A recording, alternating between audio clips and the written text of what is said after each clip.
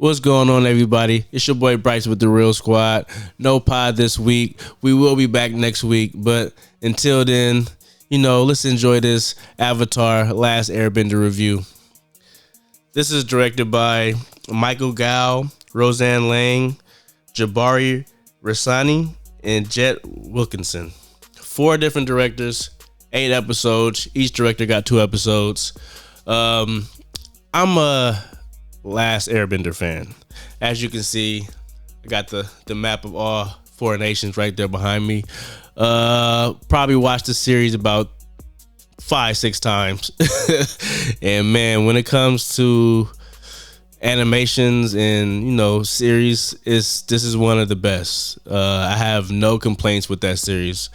Very good action, very good character development, and the storyline is just absolute fire, no pun intended. So when I heard that they were doing a live action version, I was pretty excited, and especially the fact that they were working with the creators of the show. Now, I will say, once the creators of the show left because of creative differences, I got nervous and I stopped looking into it. I was like, you know what? I'm still going to check it out. I'll just wait till it actually drops. And they started to drop set photos or just promotional pictures of the show, and I was like, damn, man, the casting director did his thing, because majority of these characters look like their cartoon counterparts. So I was impressed with that. So I had my hopes were kind of high, but at the same time I was like, you know what, let me keep it a little bit low, because the creators left. And so I always wonder what happened with that. And so going in here, still, I was excited. I ain't gonna lie, because I knew it was gonna be better than the movie. And let me just tell you now, compared to the movie, this is like a 10. But in the movie being like a 2 or 3, it was just atrocious. First off, let me just get it out the way.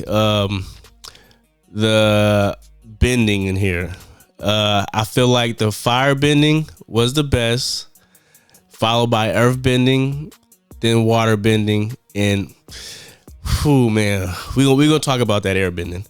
But is it a carbon copy of the animation? No, it is not. So right there, I give that points. I don't want to go in here to watch the exact same thing from the animated series, but I wanted to take the inspiration and do something just slightly different to see if they can put their own little spin on it, which they did. Did all of it work? I'm not gonna say that, but most of it was good. The dialogue in here, what Charlemagne say? Nah, that ain't it. Nah, that ain't it, y'all. The dialogue was not great, but it had its moments.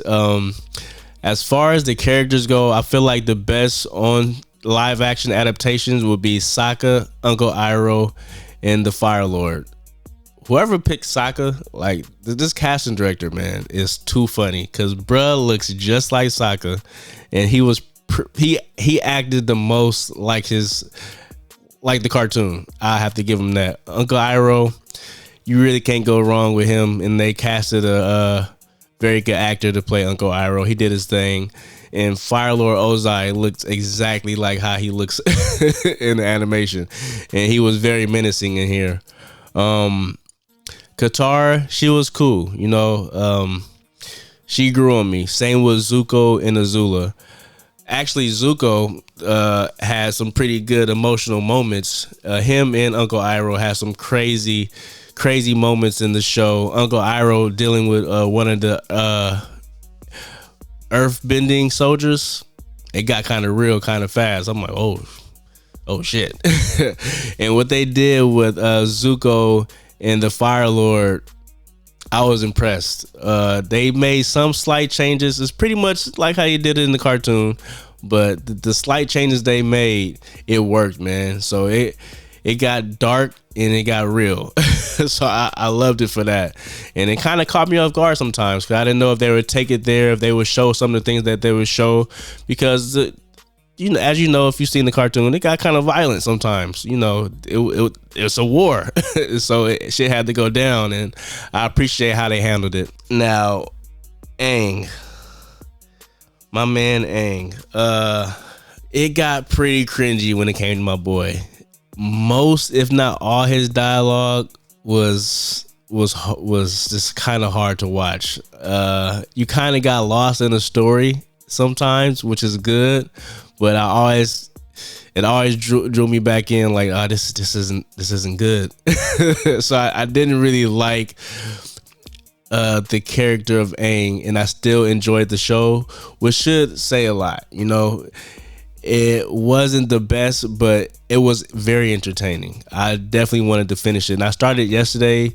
Each episode is about an hour, and I finished today. But man, that airbending, it definitely had vibes of the M. Night Shyamalan movie. And I'm still hurt off that, because M. Night Shyamalan is one of my favorite directors, and what he did with that was absolutely horrific. And to compare the airbending here to the airbending in the movie is unfortunate, because it's kind of similar. Like every other bending, as far as like the CGI, the effects, and how they did it to incorporate the fighting styles, it was on point. It was pretty on point. I was impressed with it. Just that airbending though. Nah, that ain't it, y'all. As far as like the set design and how everything looked, it looked beautiful. This was definitely, the budget had to be up there, because this was a good looking show. And oh man, sometimes I just scratch my head on like, why don't people go the Game of Thrones route? Like, take your time, tell the story, make your little switches and changes here and there, but just flesh it out. Take some time to get certain characters right. You know what I mean? I wouldn't mind. Man, I don't know. Just that Aang character really bothered me, man. Like I said, the kid is a good actor. Like his fighting style and stuff like that was well done, but just the acting just was throwing me off. My favorite episode had to be episode 6, and it dealt with more of the emotional side of the series.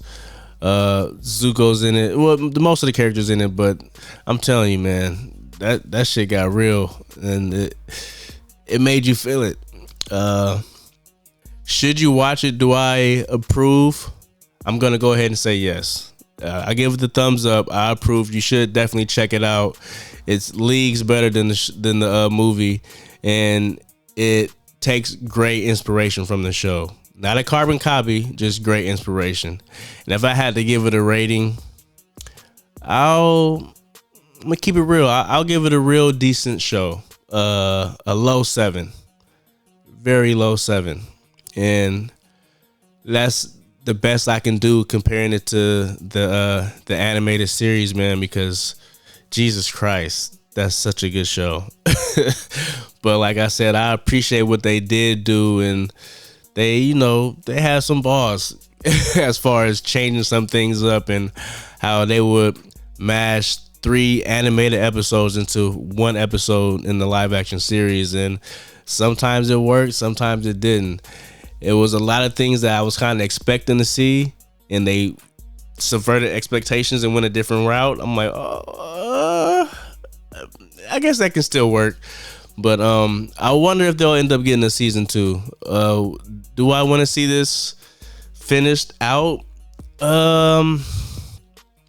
Yes and no. If they don't, I won't be upset. But if they do, I'll tune in. I just want them to clean up that bending a little bit, especially with the air bending. I wonder if that's one of those movie things that they just can't get right. So, because the cartoon just kills it with that, man. Airbending is so saucy in the cartoon. It's very slow and wonky in here, and I just don't like it.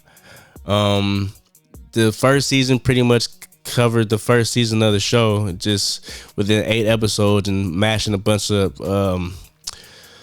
episodes together. You get cameos from prominent characters that don't really have a prominent role, but it's a cameo, so it's kind of a nod here and there. But man, there's something about that animated series, man, that it's so untouchable.